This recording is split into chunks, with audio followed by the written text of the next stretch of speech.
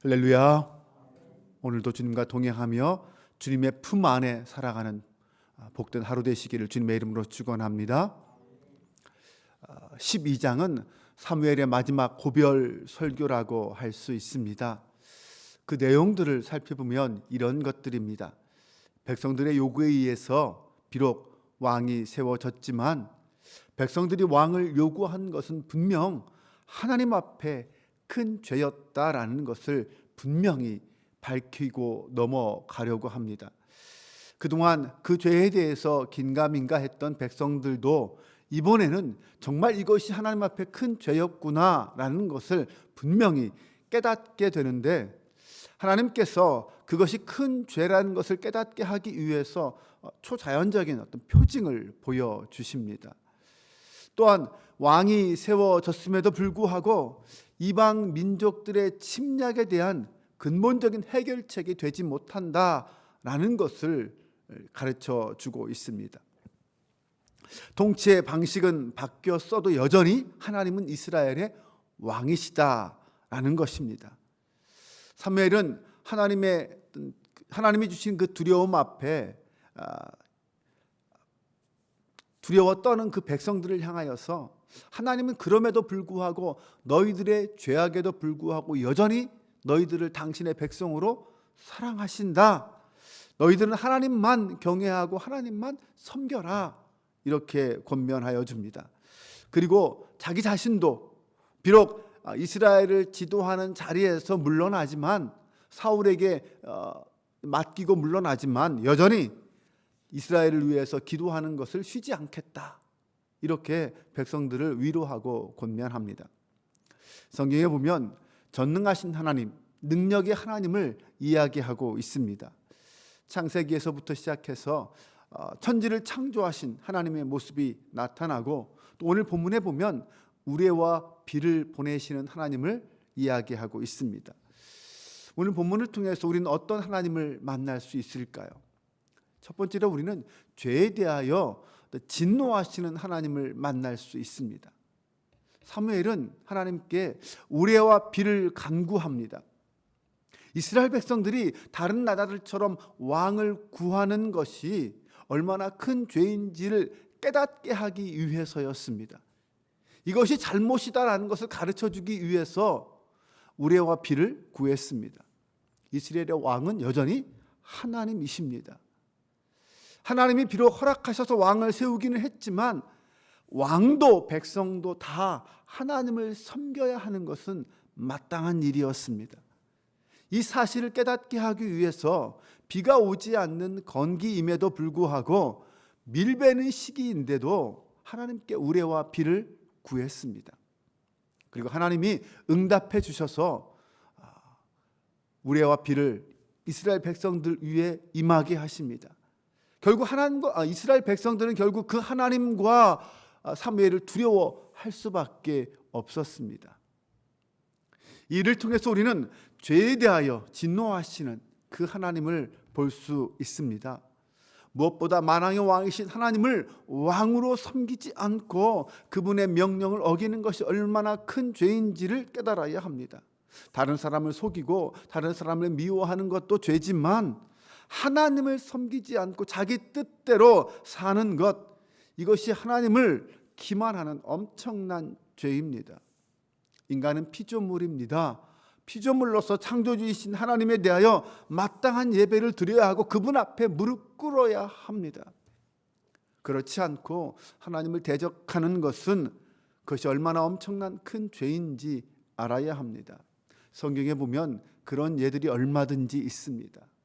노아 시대 홍수를 생각해보고 소돔과 고모라의 심판을 생각해보면 하나님을 떠나 사는 것이 얼마나 엄청난 죄인지 알 수 있습니다. 그리고 결국 그 마지막 최후의 모습이 어떤 모습인지 우리는 알 수 있습니다. 지금 나의 모습을 돌아본다면 하나님과는 상관없이 내 뜻대로 나만을 위하여 살아가고 있다면 이것은 정말 심각하고 큰 죄입니다. 우리의 모습 속에서, 나의 모습 속에서 그런 죄의 모습을 조금이라도 찾아내야 하고 그런 나를 때로는 심판하시고 책망하신 하나님 앞에 두려워하고 그 죄에 대한 심판을 경계하는, 죄로부터 멀어지고자 노력하는 우리의 모습이 되어야 합니다. 또한 우리는 오늘 말씀 속에서 죄에 대하여 회개를 요구하신 하나님의 모습을 볼 수 있습니다. 이스라엘 백성들은 밀베니 시기, 정말 우기가 아님에도 불구하고 우레와 어떤 그 비가 내리는 그런 모습을 보면서 그 속에서 자기들의 죄를 인정하고, 하나님, 우리가 잘못했습니다. 우리의 죄가 많은데 거기에 왕까지 구하는 죄를 더했습니다. 우리를 용서해 주세요. 그러면서 사무엘에게 우리를 심판당하지 않게 해달라고, 죽지 않게 해달라고 기도해라, 이렇게 요구를 합니다. 네, 우리도 이런 기도를 드려야 합니다. 우리가 나의 죄를 깨닫게 되었을 때 하나님 앞에 마땅히 무릎 꿇고 회개하며 기도해야 합니다. 십자가에 달리신 예수님 앞에 나가서 하나님의 통치와 주권을 인정하지 않고 오히려 세상을 섬기고 내 뜻대로 살았습니다 고백하며 회개해야 합니다. 예수님께서는 우리를 구원하시기 위해서 십자가에 달려 죽으셨습니다. 그러므로 그분 앞에 나아가는 것만이 용서받는 길입니다. 사무엘은 이스라엘 백성들에게 하나님의 뜻이 무엇인지, 우레와 비를 통하여 그들에게 깨닫게 하시는 하나님의 뜻이 무엇인지를 설명해 주었습니다. 20절과 21절 말씀이 그 내용입니다. 사무엘이 백성에게 이르되 두려워하지 말라. 너희가 과연 이 모든 악을 행하였으나 여호와를 따르는 데에서 돌아서지 말고 오직 너희의 마음을 다하여 여호와를 섬기라. 돌아서서 유익하게도 못하며 구원하지도 못하는 헛된 것을 따르지 말라. 그들은 헛되니라. 한마디로 너희는 두려워하지 말고 너희가 헛된 것을 따르던 삶에서 돌이켜서 오직 마음을 다하여 여호와만을 섬기라, 이렇게 말하고 있습니다. 죄를 회개하지 않고 구원받을 수 있는 사람은 없습니다. 모든 사람은 하나님께서 우리 그 죄를 깨닫게 하실 때에 자기의 죄를 하나님 앞에 고백하고 하나님께로 돌아서야 합니다. 네, 그리고 죄를 회개하는 것은 예수님의 십자가 대속적 죽음에 근거해서 회개해야 합니다.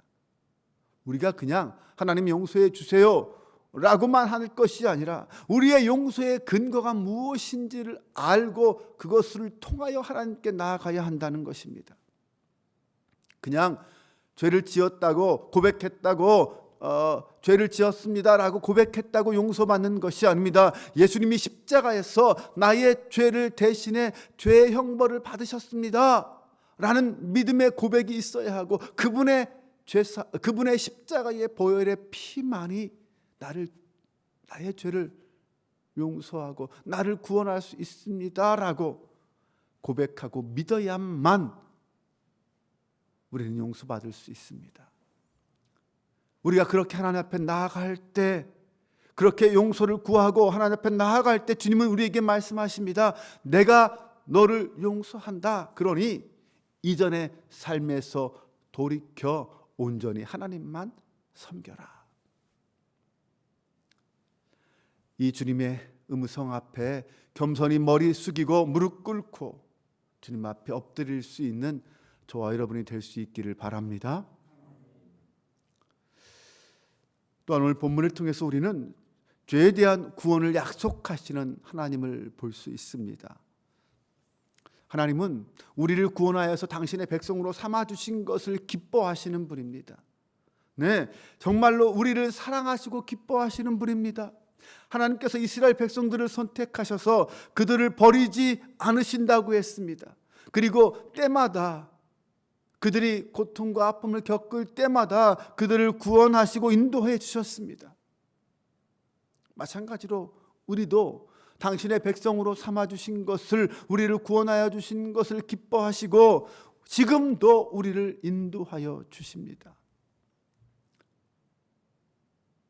오늘 본문에서 사무엘은 또한 스스로 내가 이스라엘 백성들을 위해서, 너희를 위해서 끊임없이 기도하고 너희를 선하고 의로운 길로 인도하겠다라고 약속해 주고 있습니다.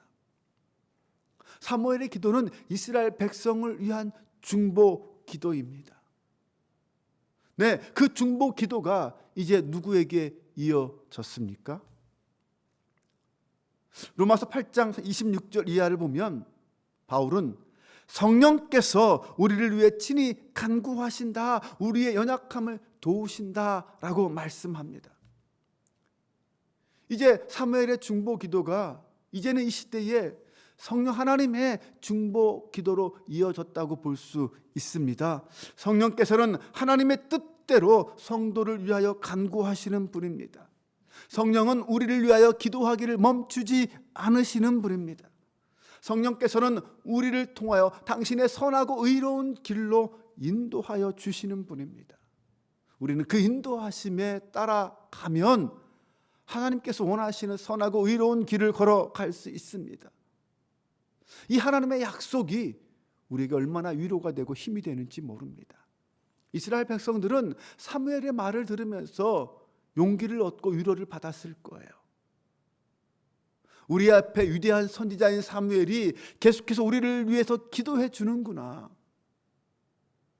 끝까지 우리를 위해서 기도해 주는구나. 그 기도가 우리와 비를 내렸던 것처럼 또한 나아가서 하나님의 역사를 드러낼 것이고 우리를 구원하여 줄 거구나. 우리를 모든 위험과 고통으로부터 지켜줄 것이구나라는 것을 깨달았을 것이고 그것에 위로받았을 것입니다. 우리가 오늘 하나님을 믿고 있다면 우리 하나님은 우리를 위해서 기도하기를 쉬지 않으신다고 분명히 말씀하셨습니다.